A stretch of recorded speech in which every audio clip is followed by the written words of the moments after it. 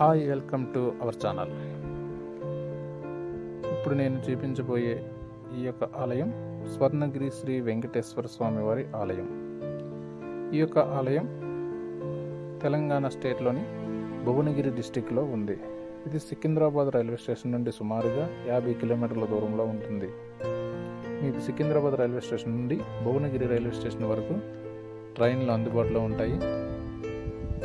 Bhuvanagiri railway station నుండి మీకు ఈ ఆలయం వద్దకు ట్యాక్సీలు అవైలబుల్గా ఉంటాయి.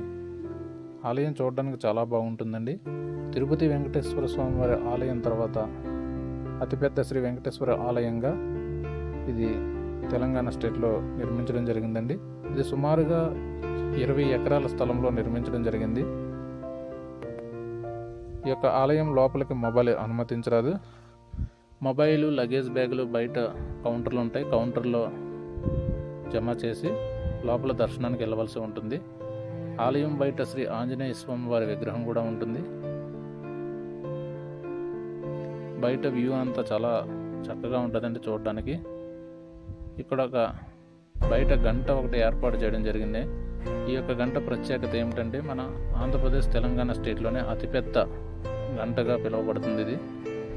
తర్వాత ఆలయం ముందు కోనేరు ఉంటుంది. కోనేరులో శ్రీ విష్ణుమూర్తి పడుకొని మీకు దర్శనమిస్తారు. ఇది కూడా చూడడానికి చాలా బాగుంటుందండి.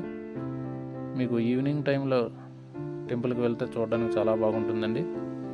ఇదండి ఈ యొక్క టెంపుల్ యొక్క ప్రత్యేకత.